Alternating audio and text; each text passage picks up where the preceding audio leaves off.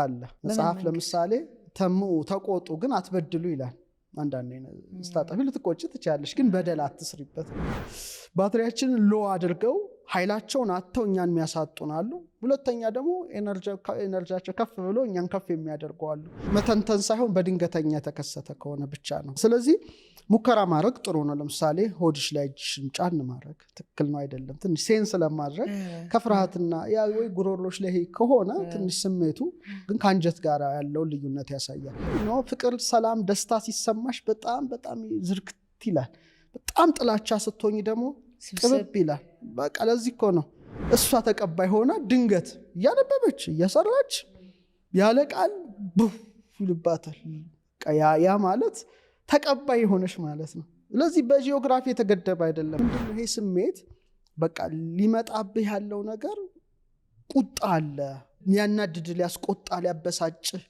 ሊያጨስ ሁሉ ይችላል የሚል ስሜት ነው ቀድሞ የሚነግርሽ ማለት ነው ቀለም ስካይ ድረስ ማለት ነው መጨረሻ ነው ከዛ በኋላ እንደዛ ሆኜ ግን አላቅም ሰመርበት የሚገባው ድንገት የሚመጣ ነው አንቺ እኮ ስራሽን እየሰራሽ ሊሆን ይችላል ጡንቻሽ ይወጠራል ሙቀት ይሰማሻል አተነፋፈስሽ ቁርጥ ሊል ይችላል ስለዚህ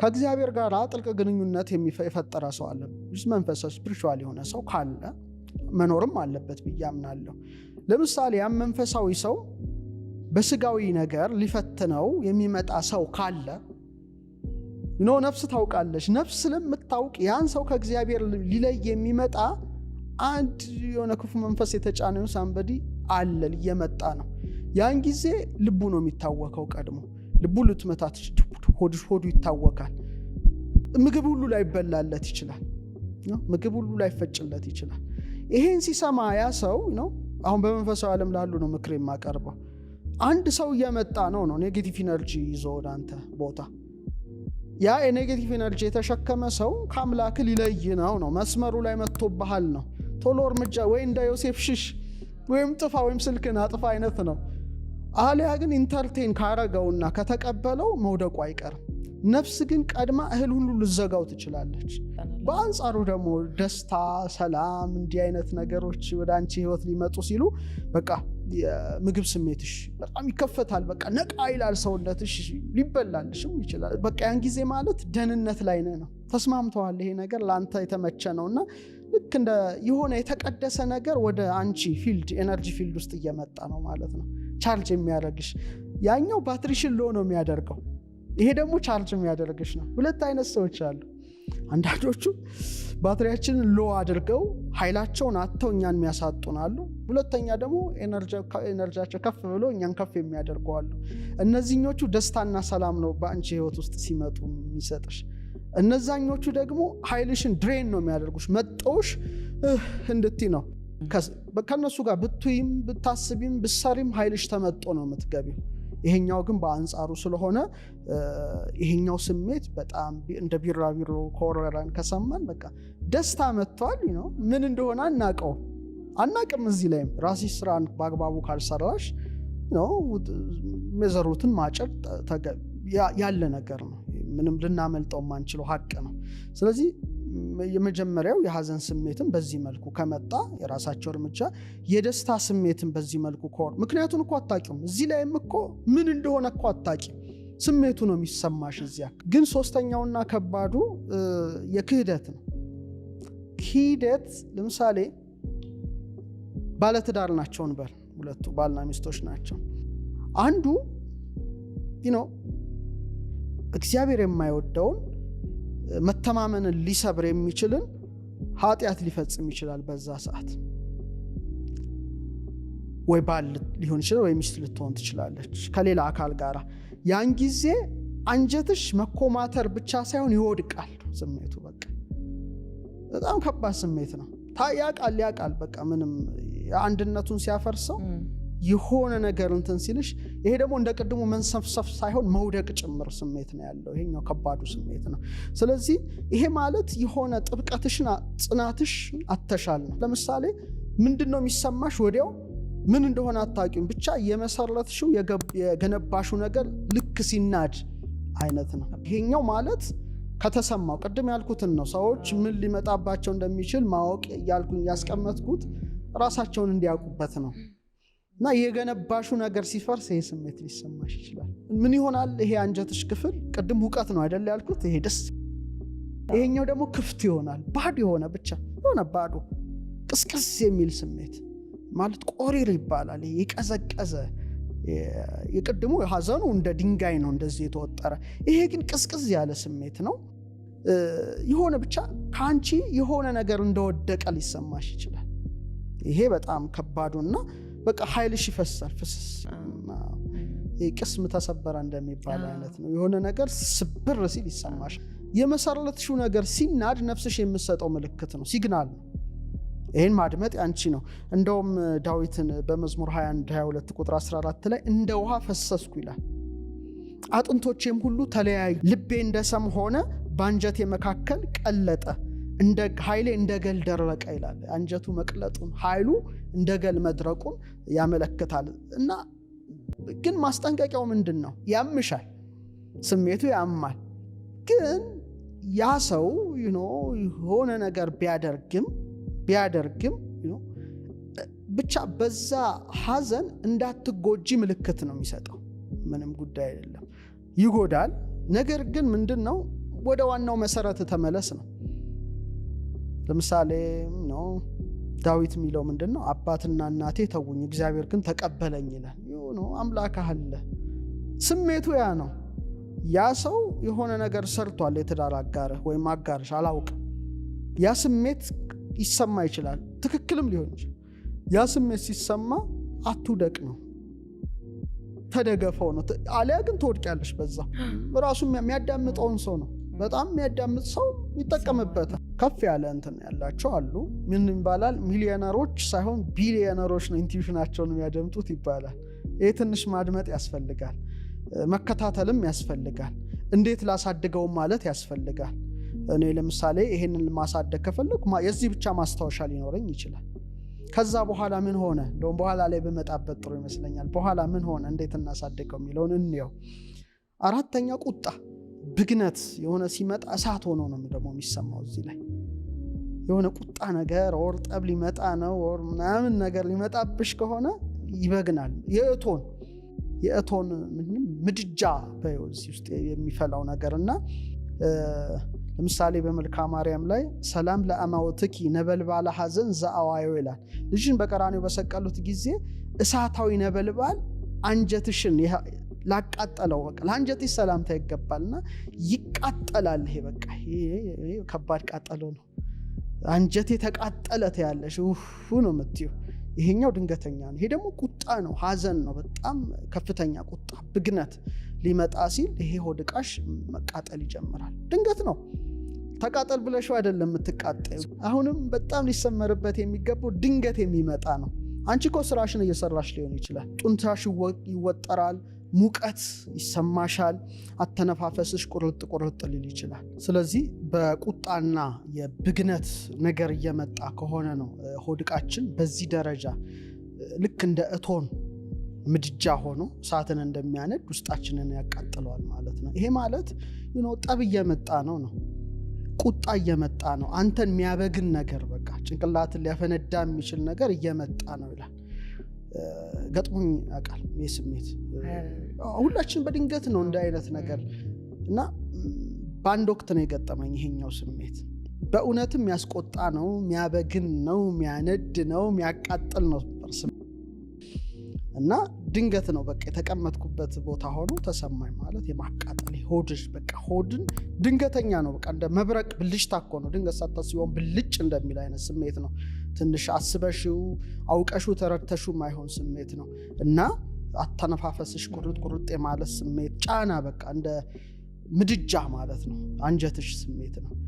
ከዛ በኋላ ሲሄድ ያየሁትም በእውነት የመናደድ የመጨረሻ ሊሆን ይችል ይሆን። ከዛ በኋላ እንኳን እንደዛ ሆኜ አላውቅም። ሁላችንም ያጋጥመናል። በአስተያየት መስጫው ላይ ሊሰጡ ይችላሉ እያንዳንዳችን። እና ምንድነው ይሄ ስሜት?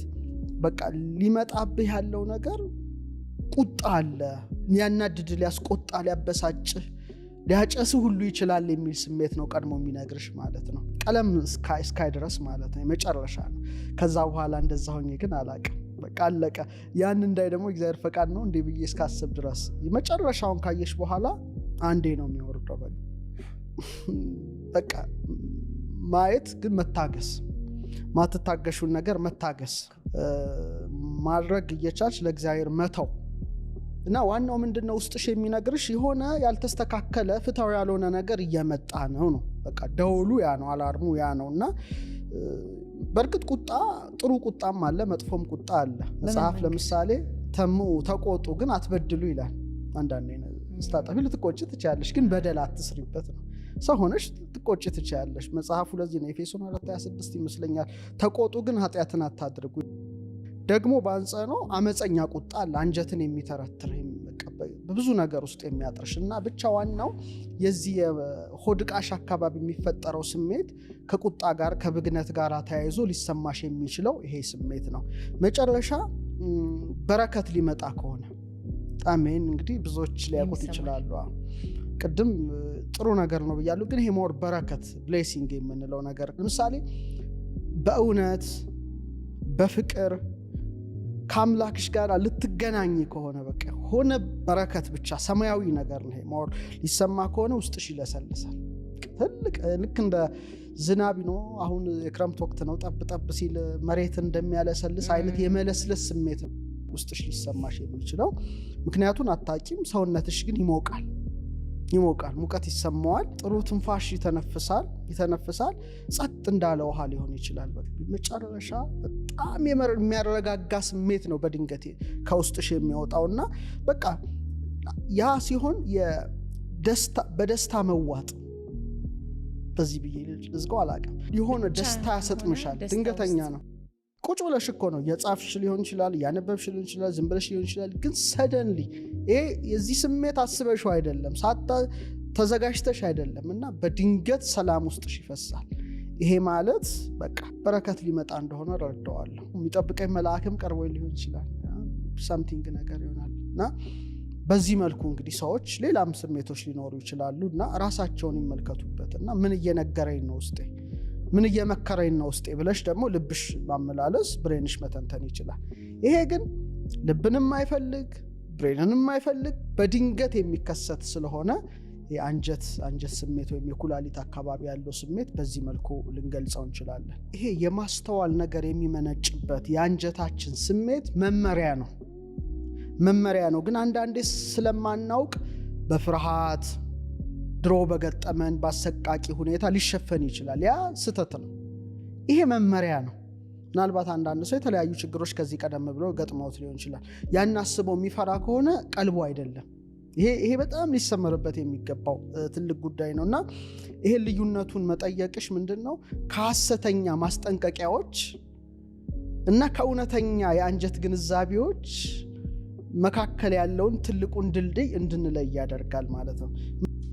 ከቀልብሽ ከአንጀትሽ ከኩላሊትሽ የሚመነጭ ስሜት ከሆነ ፈጣን ነው፣ ድንገት ነው። በቃ ምንም ተዘጋጅተሽ አይደለም፣ ገለልተኛና ነው። ድንገት ያለ ምንም ስሜታዊነት ማወቅ ነው። ለምሳሌ አንድ ጥሩ ሰው በድንገት መጣ። ጥሩ ሰው ባንልም ወዳጅ መስሎ መጣ። ወዲያው አትመነው ይልሻል። ውስጥሽ እኮ ነው ያን ሰው አትመነው፣ ድናነ እንደምን ምናምን ብሎ ነው የመጣው። ልክ እንደ ይሁዳ ሰላምታ ማለት ነው። ውስጥሽ ምን ይላል? ይሄኛው ስሜትሽ በቃ አትመነው የሚል ስሜት መጣ። በድንገት እኮ ነው፣ አስበሽ አይደለም፣ ተንትነሽ አይደለም። ይሄ ከሆነ ከዚህ የመነጨ ስሜት ነው። ወይም ትክክለኛ ነው ተቀበለው ሊልሽም ይችላል። ምሳሌ ስራ ለመቅጠር ሰዎች ይመጡ ይችላሉ። ድንገት አይተሽ ምንም እኮ ሳታናገሪ እኮ ነው ትክክለኛ ነው ሊልሽ ይችላል። ያ አተነተኝ ምንም መተንተኛ የለሽም አትመነው ሊልሽ ይችላል። ይሄ ከሆነ ሁለተኛ ፍርሃት ግን ከድሮ ጉዳይሽ ባይቀጥሩኝስ የሆነ ቦታ ቢከዳኝስ ብለሽ ምትነሺ ከሆነ ውሸት ነው። ይሄ ከፍርሃት ነው፣ ካለፈው ኤክስፒሪየንስሽ ተነስተሽ እንጂ የአንጀተኛው ስሜት አይደለም። ይሄ ካለፈው ፍርሃትሽ የተነሳ ነው።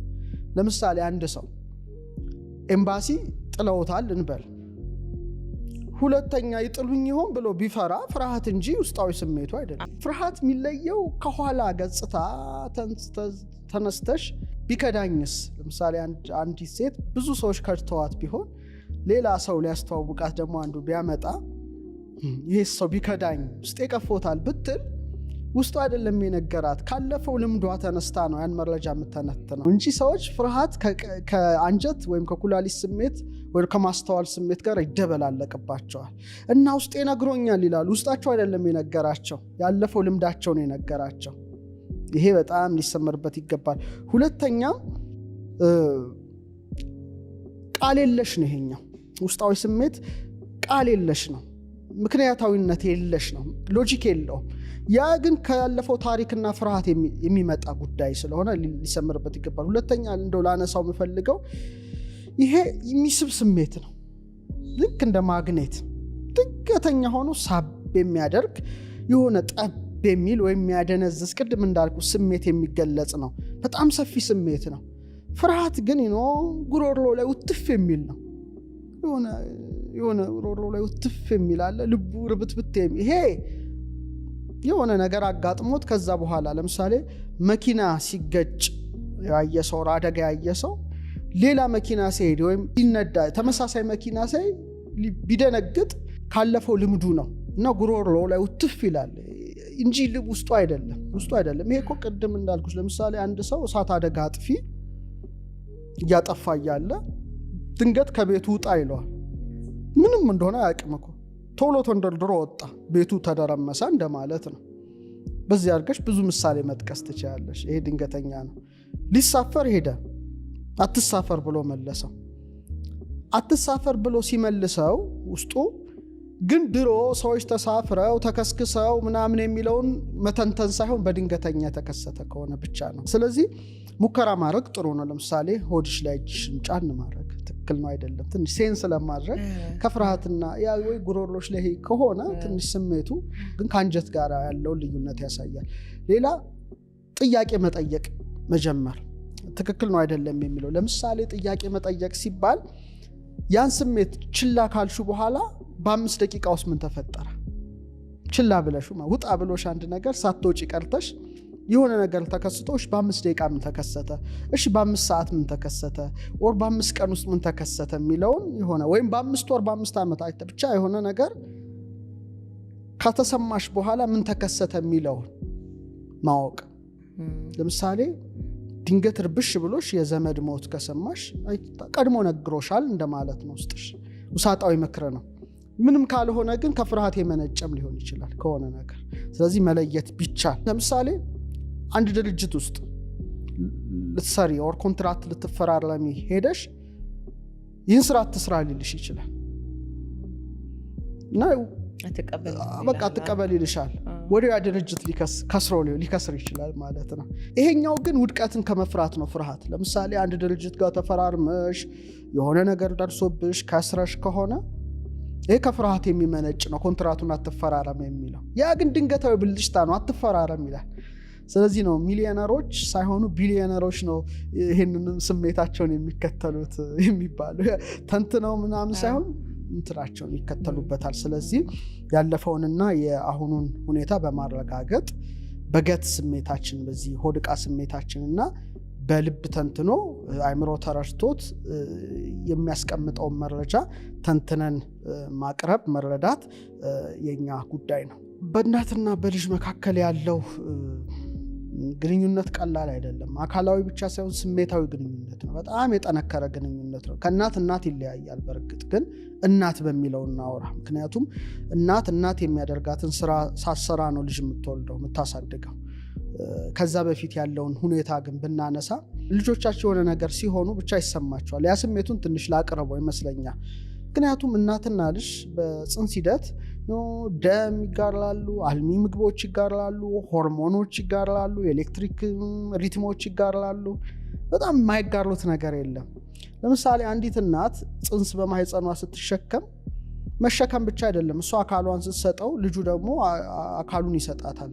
ለምሳሌ ፅንስ ሲፈጠር አጥንት፣ ጅማት፣ ጠጉር፣ ጥፍር፣ ሴሎች ሁሉ ሲዋቀሩ፣ አጥንቶች ሁሉ ሲሰሩ ከሰውነቱ የተወሰነ አካል ይቆራረጣል እና የእናቱ አካል ይሆናል።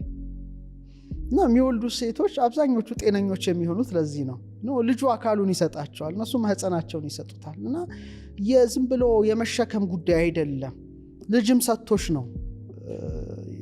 ነው። ስለዚህ የእናትየው የልብ ምትን ሴንስ ያደርጋል፣ ድምጿን፣ እስትንፋሷ። ህፃኑ የሚያውቀው የመጀመሪያው ቋንቋ ነው። መጀመሪያ የልቧ ምት ይረዳል፣ እስትንፋሷን ይረዳል፣ ስሜቷ ሲለዋወጥ የሱም ይለዋወጣል። ስለዚህ የመጀመሪያ ቋንቋ ነው ለህፃኑ። የፅንሱ የአንጀቱ ኩላሊቱ አካባቢ ያለው በቃ በእናቶቹ ስሜት የታተሙ ናቸው። ደስታዋ ያስደስተዋል፣ ሰላሟ ለፅንሱ ሰላም ይሰጠዋል፣ ብስጭቷ ይጎዳዋል፣ ሀዘኗ ይመታዋል፣ ይደበድበዋል። ለዚህ ነው ለምን ጸነስኩ እያለች የምትበሳጭ ሴት ልጁ ከተወለደ በኋላ ብቸኝነት ይሰማዋል፣ ከሰው ማይገጥም ይሆናል። ምክንያቱም በ18ኛው ሳምንት እርግዝና ፅንሱ መስማት የሚጀምርበት ነው። በ25ኛው ሳምንት ደግሞ የመስማት ችሎታው ንቁ የሚሆንበት ነው። ስለዚህ ልጁም የእናቱን የልብ ምት ይሰማል። ምን አይነት ነው የእናትን ልብ ምት ሲባል? ብዙ አይነት ነው። ሰላማዊ ምት አለ፣ የብስጭት ምት አለ፣ ከጸሎት በኋላ የሚመታ ምት አለና ያንን እየተረዳው ነው ማህፀን ውስጥ ያለው።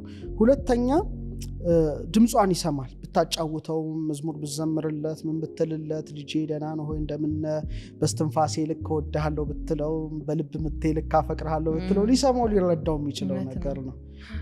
ስለዚህ ይሄ ነው እና ሲወለድ መጀመሪያ ስለሚያውቀው ማህፀን ውስጥ የእናቱን ድምፅ ነው መጀመሪያ ሊለይ የሚችለው አንድ ሕፃን ከአባትም ከምንም በፊት የእናቱን ድምፅ ለይቶ የመስማትና ድምጿን የመፈለግ ሁኔታ እናያለን ማለት ነው። ማህፀን ውስጥ በጣም ሰፊ ግንኙነት አለ። ሁለተኛ ከተወለደ በኋላ አብዛኞቹ ሴቶች እናቶቻችን ልጅን የሚያዝሉት የሚያቅፉት በግራ እንትናቸው ነው፣ በግራ ጎናቸው ነው። ቀኛቸው ጀበና ይዛል፣ ማማሲያ ያማስላል፣ ምናምን ይሰራል። ብዙ ሲያጠቡትም እንደዚህ ያድርገው ነው። ይሄ ደግሞ የግራ ክፍል የቀኝ አንጎልን ነው የሚቀሰቅሰው፣ የቀኙ ደግሞ ግራ አንጎልን ነው የሚቀሰቅሰው። ግራ አንጎል መተንተን፣ ማመስጠር፣ ሂሳብ፣ ቋንቋ፣ ስራ፣ ልፋ ምናምን የሚል ነው። ቀኙ ደግሞ ሞር ከመንፈሳዊነት ጋር የተያያዘ ነው፣ ጥልቅ የሆነ ግንኙነት ነው። ይሄ በቋንቋ ነው፣ አፈቅርሃለሁ፣ ወድሃለሁ፣ ምንትስ ነው። ይሄ ግን ቃል ሳይወጣ ፍቅርን መለዋወጥ ነው። ተቆልፏል። አብዛኞቹ ክፍሎች ሰዎች ተቆልፏል። ዓለሙ ቆልፎታል፣ ብቻ አክቲቬት አልሆነም እንጂ ይሄ ቃል አይፈልግም። በቃ ዜማ የሚወድ ነው፣ ተመስጦ የሚወድ ነው ምናምንና ይሄን ክፍሏን ሞር ይቀሰቅስላታል። ይሄኛው ቀኙ ግራን ነው የሚቆጣጠረው፣ ግራው ቀኝን ነው የሚቆጣጠረው። እንደ ክሮስ ነው እንደዚህ። ስለዚህ ሳታቀው ከልጇ ጋር ያለው የመንፈስ ትስስር ይጨምራል። የአካላዊ ነገር ብቻ ሳይሆን የመንፈስ ትስስር፣ ከቃል ውጭ ያለ ትስስር። እትብቱ ተቆርጧል፣ ግን ግንኙነቱ ማያውቀው ያ ስለሆነ እናቶች ልጆቻቸው የሆነ ነገር ሲሆን ያቅለሸልሻቸዋል፣ ደረታቸውን ፍን ያደርጋቸዋል። በቃ የሆነ ነገር ተከስቷል፣ ልጄ ምን ሆነ ይላሉ፣ ያውቁ ይችላሉ። ስለዚህ የሰው ልብ ደግሞ ኤሌክትሮማግኔቲክ እንትን አለው። ዛሬ ስለ ልብ አናወራም እንጂ ከአንጎል 60 እጥፍ ኤሌክትሪክ ያመነጫል። ከ5000 ጊዜ በላይ ከአንጎል የበለጠ መግነጢሳዊ ጥንካሬ ያለው። ለዚህ ነው ልብ የሚያፈቅረው። ማግኔት ነው፣ በቃ ያፈቀረውን ይስባል። እና ቢያንስ 10 ጫማ አካባቢ ወይም እስከ 3 ሜትር አለ የአንቺ ላይት አለ። እዚህ ባዮማግኔቲክ ፊልድ እስከ 3 ሜትር ይዘረጋል። በጣም አፍቃሪ ስትሆኚ ታዩ ላይቱ በጣም ሰፊ ሆነ፣ ወደ 7 ሌየርስ ያለው ምንድነው። ግን ፍቅር፣ ሰላም፣ ደስታ ሲሰማሽ በጣም በጣም ዝርክት ይላል። በጣም ጥላቻ ስትሆኚ ደግሞ ቅብብ ይላል። በቃ ለዚህ እኮ ነው ወንድሙን የሚጠላ ነፍሰ ገዳይ ነው ይላል፣ በጨለማ ውስጥ አለ ይላል መጽሐፍና የእግዚአብሔር መንግስት አይወርስም፣ ደምድሞታል። ላይቱም ጨለማ ነው፣ ምድር ላይ ያለ ላይት የለውም። ለዚህ ነው ወንድሙን የሚወድ በብርሃን አለ የሚለው። ስታፈቅሪ ላይቱ በጣም እስከ 3 ጫማ እኮ ነው። አሁን ያለው መሳሪያ እኮ ሴንስ ያደርገዋል። ምንድነው የጋራ ልብ ምት ያዳብራሉ ነው። ትክክለኛዋ እናት ነው። አንዳንድ ያተነፋፈስ ስልታቸው ሁሉ ሊዛመድ ይችላል። እናትና ልጅ ሳይነካኩ በቃ ስሜታቸው ይተዋወቃል። እና ቅድም ያልኩሽ ነው፣ እትብቱ ተቆርጧል፣ ግን መንፈሳዊ እትብት አልተቋረጠም። በጂኦግራፊ የተገደበ አይደለም፣ በመልክዓ ምድር የተገደበ አይደለም። እናትየው ሌላ ዓለም አገር ትሆናለች፣ ልጁ እዛ አገር። ግን ልጁ የሆነ ነገር ሲሆን እዛ ሆኖ ይሰማታል። እንዴት ይሰማታል መሰለሽ? በ3 መልኩ ይሰማታል። አንቺም ራስሽን አስቢ፣ ይሄን መርሃ ግብር የሚያዩም ራሳቸውን ያስቡ። ድንገት ያለ ምክንያት ለምሳሌ አርፋ ሊሆን ይችላል እናት አንቺ እናት ነሽ እያነበብሽ ሊሆን ይችላል እየሰራሽ ሊሆን ይችላል ድንገት ልብ ሊጨናነቅ ይችላል ሆዶ ያለ ምንም ማብራሪያ ሊወዛወዝ ይችላል ይሄ እኮ ከባድ ነገር ነው ሚታይ ስጋት የለም እኮ አጠገቧ ምንም ብቻ ሴፍ ናት የሆነ ጥሩ ቦታ ላይ ናት ትውስታ የለም ምንም ስለ ልጇ አላሰበችም በዛ ሰዓት ምንም ሐሳብም የለም ግን በድንገት ይነሳባታል ያ ስሜት እንደ ሹክሹክታ ማለት ነው የመንፈሱ ሹክሹክታ ነው ምናልባት ከልጇ ነፍስ የመጣ ጥሪ ሊሆን ይችላል ከልጇ ሰውነት የመጣ ጥሪ ነው የሚቀሰቅሳትና እሱ ኃይለኛ ነገር ላከ እንደ ምልክት ሲግናል ላከ እሷ ደግሞ እንደ አንቴና ተቀባይ ትሆናለች ማለት ነው እሷ ተቀባይ ሆና ድንገት ያነበበች እየሰራች ያለ ቃል ይልባታል ያ ማለት ተቀባይ ሆነሽ ማለት ነው ስለዚህ በጂኦግራፊ የተገደበ አይደለም ገደባቸው ይሄ እንግዲህ በሜንስትሪም ሳይንስ ልትገድቢው ያቺ መስማት መዳሰስ ይሄ አምስቱ ሴንስ ኦፍ ፐርሰፕሽን ሳይሆን ይሄ ወደ 5 ዲሜንሽን ውስጥ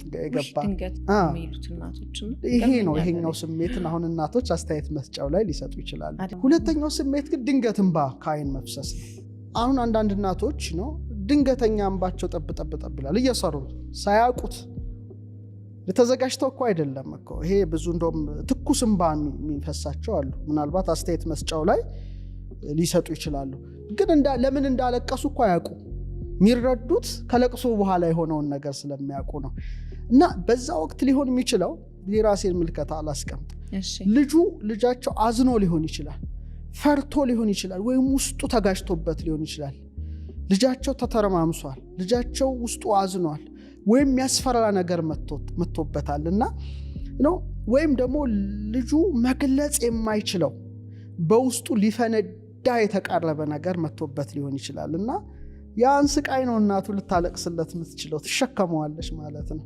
ድንገት እየሰራች ወር ማማሲያ ያማሰለሽ ሊሆን ይችላል ለውጧል ድንገት ሳታስበው እንባኩልልል ምናልባት በዛ ሰዓት ልጇ ውስጡ ታሞ ሊሆን ይችላል ምናልባት ራሱን ለመጉዳትም እየሄደ ሊሆን ይችላል አታውቀውም ግን ውስጧ ይሄ ነገር አይነት ከውስጥ ይገነፍልና እዚች ጋር ጠብ ድንገተኛ ስሜት ነው ስለዚህ ሸክሙን እየተሸከመች ነው በእንባዋ ማለት ነው ሊሆን ይችላል ይሄ በጣም ወሳኝ ስሜት ነው እናቶች ላይ በጣም ብዙ እናቶች ላይ የሚደርስ ነው ሌላው ደግሞ በጣም የሚገርመው ድንገት ሌሊት መንቃት ይሄ ራሱ አንዱ ትልቁ ለእናቶችና ልጅ መካከል ያለ ስሜት ነው እና በድንገት ልትነቃ ትችላለች ሌሊት ላይ እኮ ነው ምናልባት እንግዲህ ግን ነቅታ ሚላ ስሜት ጸልይ ተንፈሺ ወይ እጅሽን ሆድሽ ላይ አድርጊ አይነት ስሜት ነው ይሄ ምክር ነው እንደውም ዳዊት ስለዚህ ነገር በመዝሙር 15:16 ቁጥር 7 ላይ የመከረኝን እግዚአብሔርን እባርካለሁ